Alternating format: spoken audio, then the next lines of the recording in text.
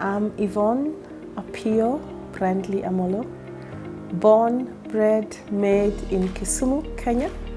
I live in Switzerland. I've been living there for 25 years. I live in Zurich, where I'm also a Swiss parliamentarian. I am in the largest left-wing party, the Social Democratic Party. As a Kenyan living in the diaspora, it's taken me a while to actually find my footing because, like I said, I grew up in Kenya. So the culture is very different in Switzerland. So I had to adopt kind of to the culture and find a way that I didn't lose my Kenyan culture at the same time. And that is usually the most tricky part. And then in Switzerland, we speak 4 national languages: German, French, Italian, and Rheto-Romanic. So I am in the German-speaking part, so I had to learn German. Otherwise, communicating with people is also not so easy. That is also a challenge I faced in Switzerland when I first went there. But it's, of course, now much better. I had to learn the language, and I did learn the language. The other thing that was also a bit difficult was the education system. It's different from the Kenyan education system. So one has to learn that if you go for schooling, depending on what you go for. So these are some of the challenges that one faces when you move to a global north country, especially if you move to a country where you don't speak the language of the country you move to. Well, at the moment, I'm passionate about Afrofuturism. So I'll speak a little bit about that, which has a lot to do with AI. And I'm passionate, and I'd like to speak on that because we are moving towards an era where we cannot do anything without AI. We cannot do anything without computers. And Kenya is slowly being known as the Silicon Savannah. I'd like us to really cement that. I read some interviews and I saw some interviews online where Kenyans had been commissioned to try and help the new algorithms for the AI. I'd like us to keep doing that, but in a better way, because the interviews I saw, they were actually exploiting people from the global south. I'd like us to work in a way where there's equal pay, where you actually do that, but you're paid the right amount, especially because the way it is right now, the algorithms are very discriminatory to people who have black skin, who have dark skin, because they were written especially by people who don't have skins like us, who are also not of our ethnicity or race. So a lot of places where AI is used in medicine, in agriculture, in art, everywhere, it's not written with people like us in mind. Now, if we get into this sphere, into this field, and we help to program it, then we can use also this to our benefit, and we can really profit from this. So AI, Afrofuturism is an area where we're already good at it. You know, I mean, we came up with M-Pesa. So we have the people who have the technological skills to do this, who are eager to learn this, and this is where really our youth and our next generations should focus and try and harness their skills towards. It's difficult being a parliamentarian in a country where you are not born. There are more of us. I actually formed a caucus, which is a group that brings together members of parliament who represent the minorities, and discovered there are many more of us than one thinks. It's not easy because, like I said, first you have to learn the language of your country if it is not English. Then you have to learn the politics of that country, because in every country the way they do politics is difficult and different, you know. So get over those difficulties, then learn the differences. I had to also go to political school for me to even learn how to do politics in another country. And then you have to find a way, depending on where you are. If you're in a country where it's predominantly white or predominantly Caucasian, you have to learn what the political lingo is. And it's very difficult and different from the political lingo in Kenya. You have to find a way for them to take you seriously. You have to learn how to pitch the initiatives, the memorandums, the amendments, and all of that. You have to convince, because I'm elected. You know, I have campaigned twice already. So you have to find a way to convince the general public to elect you, that you're actually going to also not just stand up for the needs of people who look like you, but also for those who do not look like you. So it's not always so easy. I got into politics by making the first ever short movie about racism in Switzerland.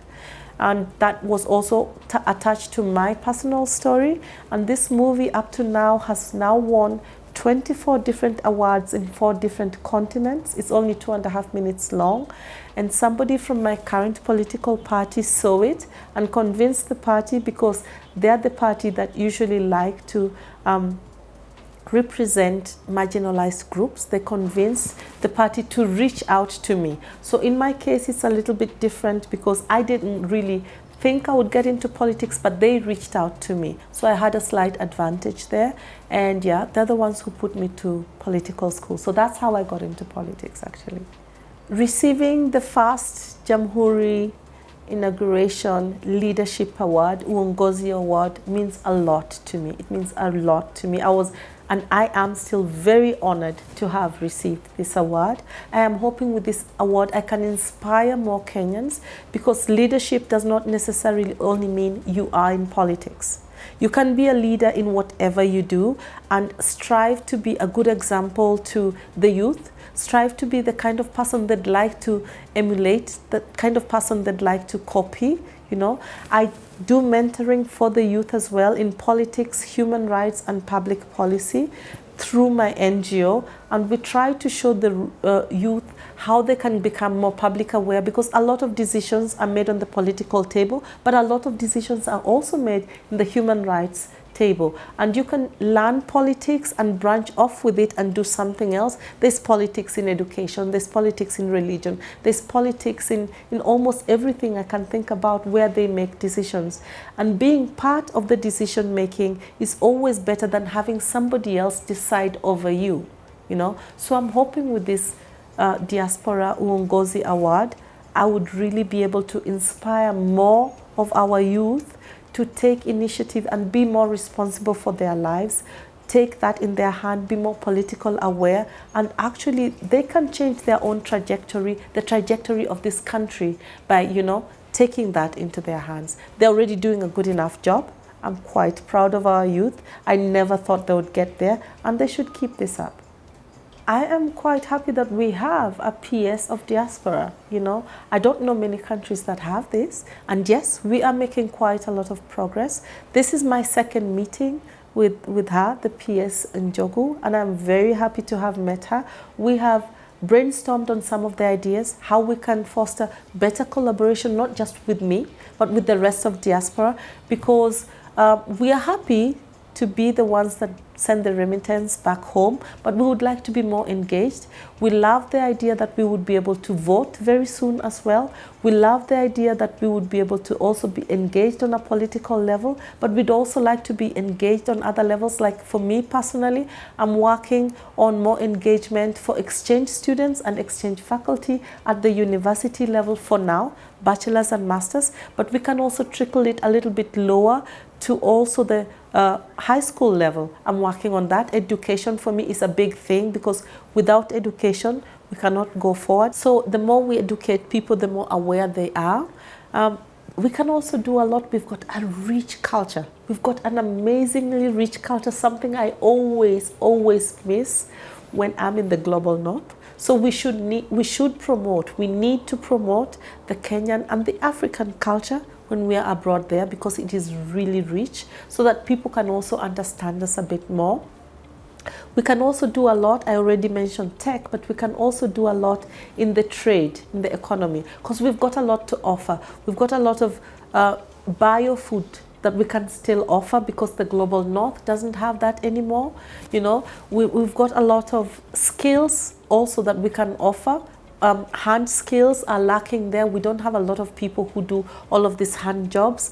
We've got a different way of dealing with people who are sick. I have noticed that as well, because I am currently also in the civilian service part of the Swiss military. I joined it, and usually when we have a crisis during the pandemic, we are the ones who were deployed to help with the sick people and all of that. And I noticed, and they noticed, we have from the global south a different way of dealing with people who are sick, patients, and all of it. So in the medical field, we also have a lot to offer.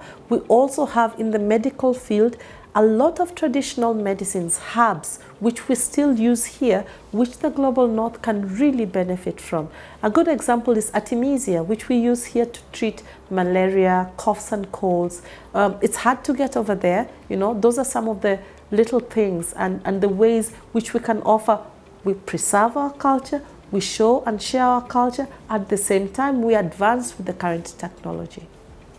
Now, I always say anybody who wants to move to another country, there's a certain age I think we should look into moving to a different country, because if you move too young, then you will not be able to cope. We have a lot of Kenyans who are abroad who are not able to cope and have fallen into self-medicating, depression, doing some illegal things. Now, to avoid this, I tend to think it would be best if you moved abroad, if it is for education. I personally have the feeling, if you're doing a bachelor's, do an exchange year. I think it is safer to move after a bachelor's, because when you do your first degree in Kenya, this going to university in your home country also grounds you. You know, university is not just only learning. In university, you learn also life itself. You know, and if you're able to do a bachelor's in Kenya and just do maybe an exchange year in another country, I would advise that, and then move on to do a master's or a second degree abroad, because then you're not a child anymore, then you're mature. So you can study, at the same time do a job. You know, we have a lot of Kenyans who, they moved there, they were not advised also about what to expect in that country.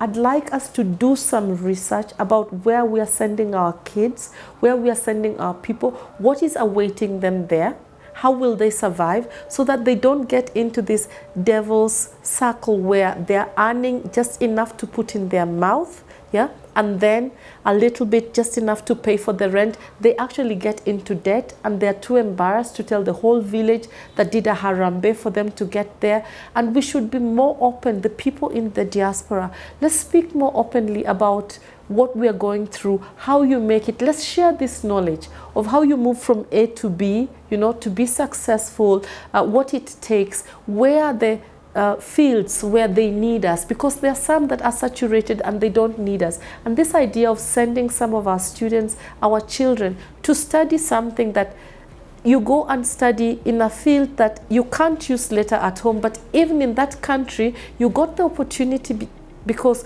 most people there don't want to study what you're studying, because they know the end game. You finish, you have a degree which you cannot use. You know, so we need to avoid some of this. Let's educate each other. Let's speak openly about what it is like to be in our different various countries, what you need to survive there. From my side, like I mentioned, I'm working on an exchange students and exchange of faculty from here to the global north. But by the global north, I don't just only mean Europe. I have a group of universities I'm connected with in Canada, in Brazil, Trinidad and Tobago, Jamaica, and then in Africa, South Africa, Lesotho, Rwanda, and Cameroon are the current ones I'm working on. I'm building even more, so exchange of student and faculty, so we can have that exchange of knowledge. I'm also working on my other NGO, which is a group of members of parliament that come together and, you know, encourage each other, mentor each other, but we also mentor the youth, in case they want to get into human rights, public policy, and also politics. That is also something I'm working on. But I'm also working on trying to build better trade and more trade between the global north and the global south here.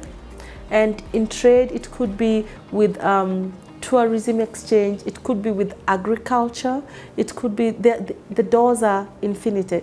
What I'm trying to work with is just having a better relationship, you know. We could also have financial trade, because that's what I'm currently doing a lot in, also in parliament. So we could work on that as well. So those are the areas look forward to. I would love to say watch this space, but this space is currently in Zurich. So let's wait and see what I'm able to do with this office of the PS Diaspora. I'd just like to say Africa and Asia have the youngest population. So I'd like to reach out to the youth and say, I love mentoring you. I'd like to give you all the knowledge I have acquired and see how to open doors for you, be it with educational sponsorship, startups and all of that. We are working on that. I'd love to work with that on you. You are our future, and so far you're proving that the future is not bleak with it in your hands.